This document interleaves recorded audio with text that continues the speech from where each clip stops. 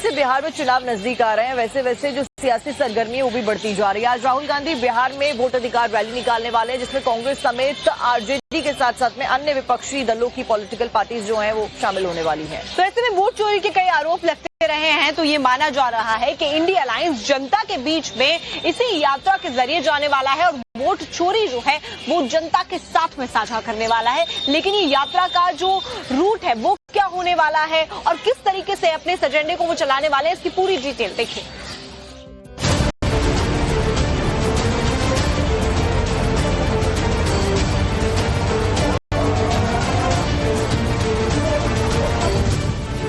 बिहार में आज से इंडिया अलायंस की वोट अधिकार यात्रा का आगाज होने जा रहा है। लोकसभा में नेता प्रतिपक्ष राहुल गांधी और बिहार विधानसभा में नेता प्रतिपक्ष तेजस्वी यादव इस यात्रा की शुरुआत सासाराम से करेंगे।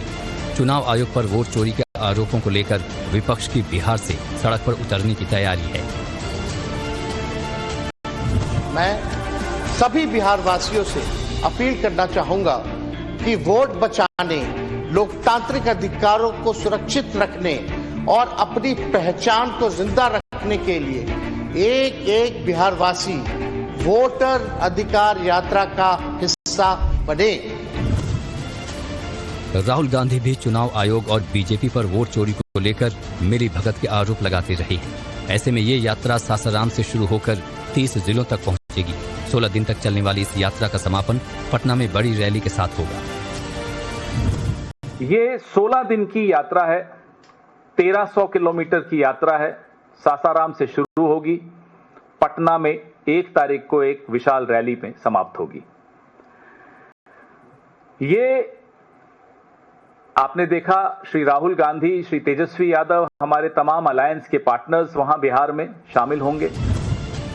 बिहार में कांग्रेस और आरजेडी समेत तमाम विपक्षी दल इस रैली को सफल बनाने की तैयारी में जुट चुके हैं। इंडिया अलायंस जहां इस रैली के जरिए एसआईआर के मुद्दे को जन जन तक पहुंचाने की कोशिश में है, तो वहीं बड़े जन समर्थन के जरिए सत्ता में आने की रणनीति भी बना रहा है।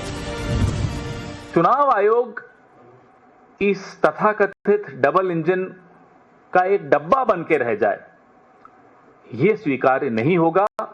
हम इसके खिलाफ पुरजोर संघर्ष कर रहे हैं, करते रहेंगे, सजग रहेंगे। आप सबसे भी आग्रह है कि इस संघर्ष में इस देश का साथ दीजिए।